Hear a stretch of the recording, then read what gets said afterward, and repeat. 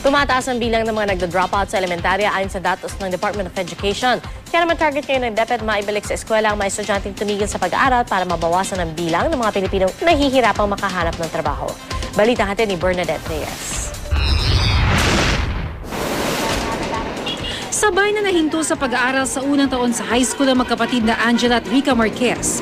Kahit daw igapang na ina ang pag-aaral nila, kulang ang kinikita sa araw-araw na gastusin. Gusto pa rin nila pumasok kaso wala lang po talaga ang kakayahan . Anim po yan ako lang po gumagapang sa kanila. May sakit din po tatay ko Kaya nahinto po kami. Gusto ko pa po mag-aral para po pagtapos po akong para po maiahong magulang ko. Ayon sa National Economic Development Authority o NEDA, may mga pag-aaral na nagsasabing lumalaki ang bilang ng mga katulad ni Angela at Rica na nagda-dropout bago pa man makatapos ng high school dahil sa kahirapan. Sa datos naman ng DepEd, bahagyang tumaas ang bilang ng dropout rate sa elementarya, pero bahagya namang bumaba ang bilang sa high school. Noong school year 2009 hanggang 2010, mahigit 400,000 ang bilang ng mga nahinto sa pag-aaral sa public schools. Particularly in rural areas, perhaps the school was so far away.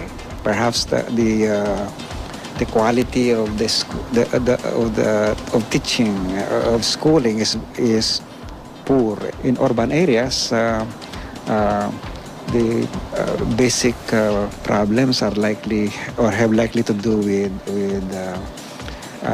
poverty. Sa pagdami ng dropout, dumarami raw ang Pilipinong nahihirapang makahanap ng trabaho. Kaya kailangan daw iangat ang kalidad ng edukasyon sa bansa sa pamamagitan ng mga programa tulad ng K-12 ng DepEd at Conditional Cash Transfer Program. Sa ngayon, 3 milyong Pilipino na ang nakikinabang sa Conditional Cash Transfer Program ng gobyerno kung saan nakakatanggap sila ng pera kapalit ang pagpasok sa eskwela at pagpapacheck up sa mga health centers. Bago matapos ang taong 2016, tinatayang 5 milyong Pilipino na ang makikinabang dito. Mahalaga raw makabalik sa eskwela ang school dropouts. Kung magagawa ito, maaaring mabawasan din ang bilang ng mga mahihirap na Pilipino. What the CCT is addressing is not just current poverty. It's about future poverty. So that those children will not be as poor as their parents when they become members of the labor force. Bernadette Reyes, GMA News.